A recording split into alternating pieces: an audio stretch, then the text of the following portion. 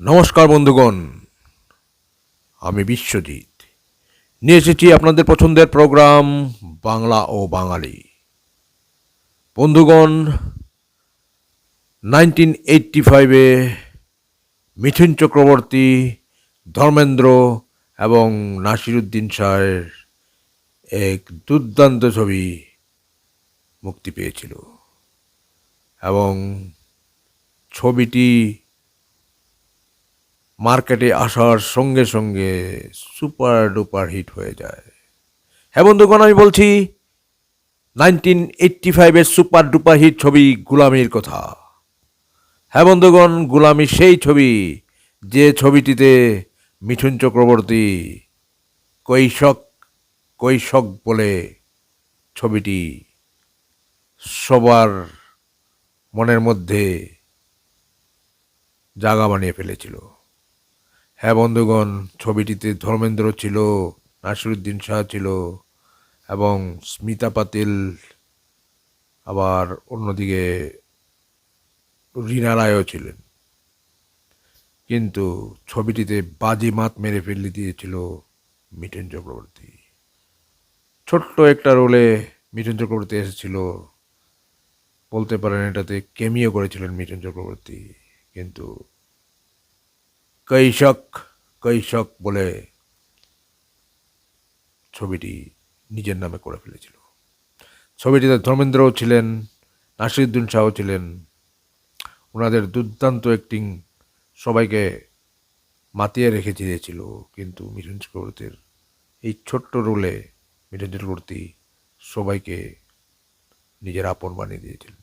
হ্যাঁ বন্ধুগণ, 1985 মিঠুন চক্রবর্তীর জন্য এক বিশেষ বর্ষ ছিল।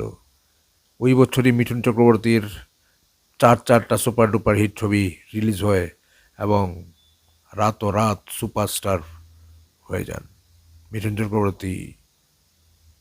ওই বছর যে ফিল্ম প্রথম ওনাকে স্টারডম এনে দিয়েছিল সেটা ছিল প্যার ঝুকতা নেই।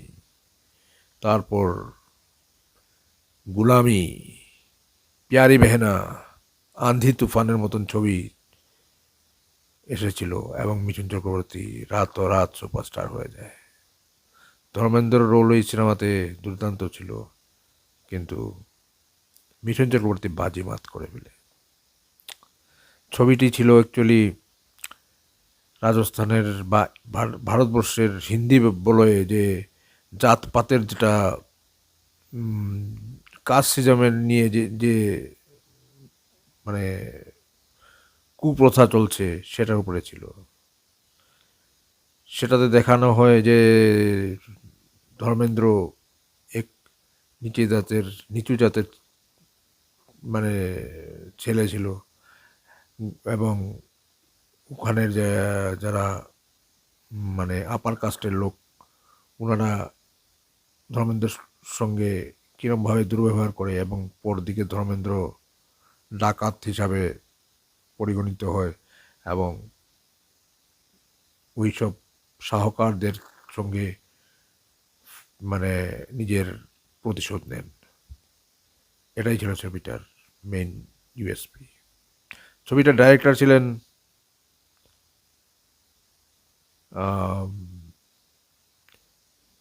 জেপি দত্ত।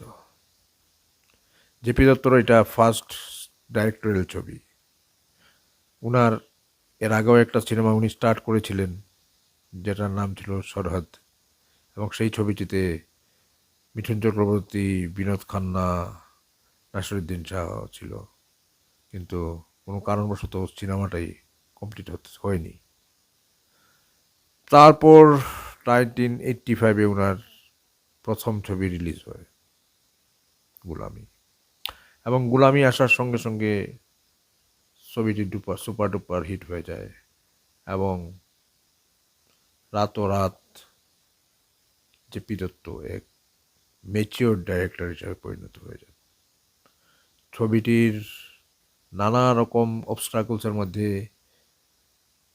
এগিয়ে যায় এবং পরদিকে ছবিটি রিলিজ হয়। ছবিটির চলাকালীন অবস্থায় ছবিটির প্রডিউসার ছবিটির শুটিং চলাকালীন অবস্থায় ছবিটির যে প্রডিউসার ছিলেন একে নাদিয়াদওয়ালা ওনার মৃত্যু ঘটে এবং প্রডিউসার মানে ভীষণভাবে ফাইন্যান্সিয়ালি ক্রাইসিসে পড়ে যান। একে নাদিয়াদওয়ালার ছেলে হাবিব নাদিয়াদওয়ালা এবং ওনার ভাই কোনো মতে 3 লাখ টাকা জোগাড় করেন এবং জেপি দত্তকে বলেন যে ছবিটি শুটিং চালিয়ে যাওয়ার জন্য। কিন্তু 3 লাখ টাকায় কি হয়? যখন এরকম কথা ধর্মেন্দ্র কানে আসে, ধর্মেন্দ্র যখন শুনতে পান যে ফাইন্যান্সিয়াল ক্রাইসিসের জন্য সিনেমাটা এগোচ্ছে না, তখন ধর্মেন্দ্র নিজে আগে বেরিয়ে ডাইরেক্টরকে সাহায্য করেন এবং ছবিটির মেইন ফাইন্যান্সিয়াল দায়িত্বটা উনি নিয়ে নেন। লোকে বলে উনি এই সিনেমাটার জন্য তো পারিশ্রমিক নেন নাই, সঙ্গে সঙ্গে অনেক অনেক টাকা দিয়েও ছবিটিকে শুটিং চালু রাখার জন্য নিজের দায়িত্বটা নিয়ে নেন।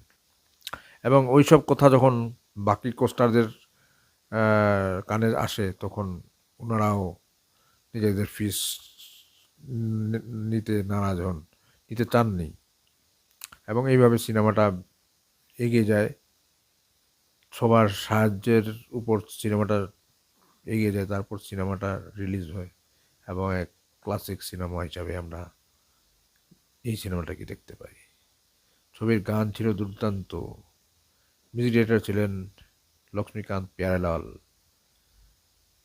এবং লিরিসিস্ট ছিলেন গুলজার। একটা গান যেটা আজ আজ অবধি লোকের মুখে মুখে আছে, সেটা হলো গিয়ে লতা মঙ্গেশকর এবং সাবির কুমারের গান, জিহালে মুস্কি মুকুঞ্জে রঞ্জিস। जिहाले मुस्की मुकुंज रंजिश बहाले हिजरा दिखारा दिल है सुनाई देती है जिसकी धड़कन तुम्हारा दिल या हमारा दिल है। এই গানটা ছিল সুপার ডুপার হিট গান ছিল। এছাড়াও সিনেমাতে একটা গান লতা মঙ্গেশকরের ছিল, গানটা ছিল মেরে পিকো পাবন।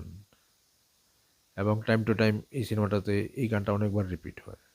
এবং লাস্ট যে গানটা সবার মনের মধ্যে একটা রিফ্রেশমেন্ট আনে, সেটা হলো গিয়ে পিলে পিলে শরাব হ্যায় পিলে, যে গানটি মনোহর দাস, সুরেশ ভাস্কর এবং সাবির কুমার গেয়েছিলেন। গান 3টি সুপারহিট ছিল, কিন্তু যে গানটা সবচেয়ে বেশি চলেছিল সেটা হলো গিয়ে জিহালে মুস্কি মুকুঞ্জে রঞ্জিস। তো বন্ধুগণ, এরকম আপডেট পাওয়ার জন্য আগামী দিনেও আপনারা আমার এই প্রোগ্রামটি দেখবেন। আশা করছি আপনারা আমার প্রোগ্রামগুলি ভালোই বাসছেন। তো আজ আমাকে এখানে আজ্ঞা দিন।